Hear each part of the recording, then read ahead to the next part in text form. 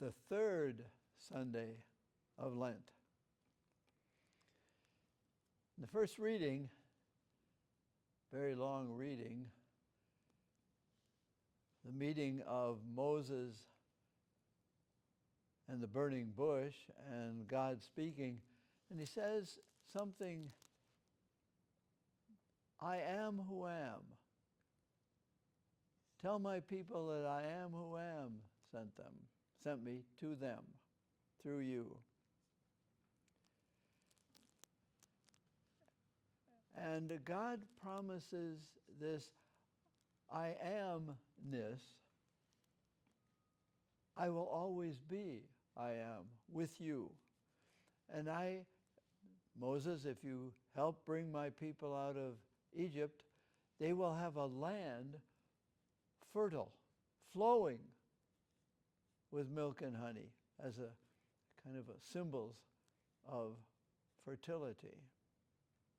Now I point that out because the gospel has a parable. There's a little beginning that is strange. Pilate has mixed the blood of people he has probably killed with the blood of their sacrifices, and they were sinning. And the tower fell on these 18 people because, in the story, they were punished for their sin. So it's in the context that Jesus tells this wonderful parable. And it has to do with land and growing and fertility. That's really the theme.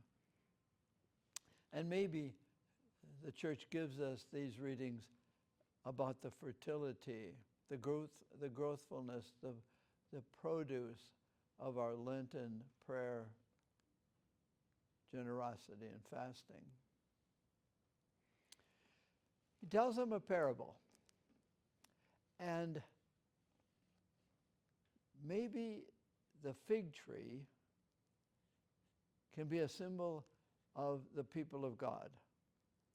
They were planted in a land. And of course, fruitfulness was expected. So after a period of time, the planter in his orchard comes to get some figs off the fig tree. And there's nothing there. So what if we make the fig tree the people of Israel, to whom Jesus has been sent as Moses was sent, to call the people to life, to actions. Excuse me. And there's no fruit there. And he says to, what we'll say the prophets, but symbolized by the gardener, or maybe to Jesus, cut the people of God away from me. And the God who says I am says no. This is the gardener. He says, one more year, please. I'll fertilize it. And this is Jesus saying, no, I am who am. I am here with them. And I will root out what is harmful to the roots. I will cultivate it, and I will fertilize it. And I will preach. That's what Jesus is saying. I will give them the possibility of life. One more year. One more biblical year. One more Lenten year, if you will. And maybe that's what Lent is. Cultivating our roots. The roots are the problem for our behavior. The roots are the problem for the fig tree. The fig tree is probably limbs and branches and things are good. It's not getting nourishment from its roots, or it is trying to get nourishment from other roots. And the real roots of Jesus in our lives, we have not been cultivating it or letting him cultivate it. And maybe that's what Lent is, cultivating our roots. Where are we? Who are we? We are God's people. But where's our fruitfulness? And why isn't it there? So we have to go to the roots of our unfruitfulness. And so what I would suggest is we don't take Scripture or the liturgy and the Eucharist, we don't take them casually. We let them get deeply inside us.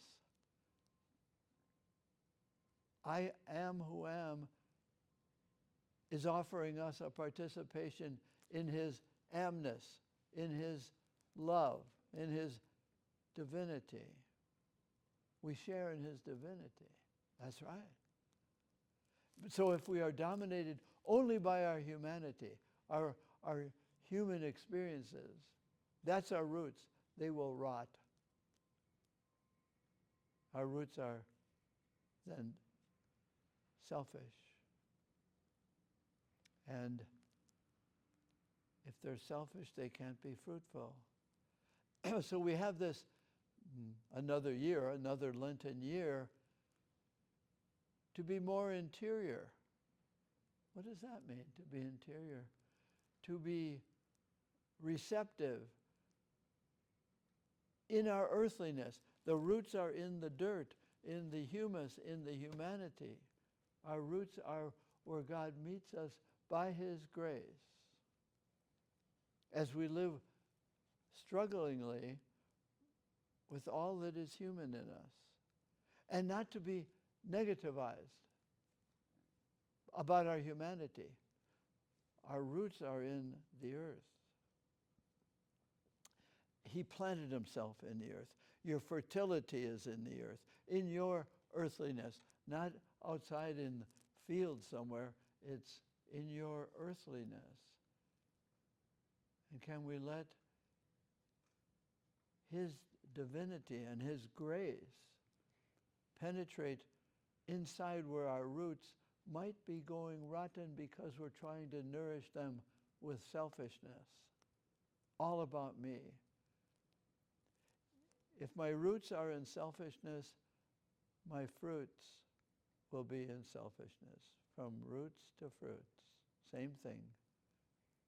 The fruit will reflect the root. So Lent is a time for bodily things and whatever you want to do. But to just do it on the external, just for yourself, no, it's deeper than that. And we have another year of Lent to let him cultivate us with Scripture and community and prayer and relationships that are helpful to the roots. Being with people in need. People who need my goodness, my fruitfulness. If it comes from the roots of grace, it will play out in how we relate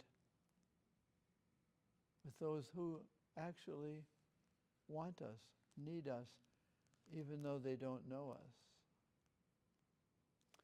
So that's the Lenten message. I am who am is still am.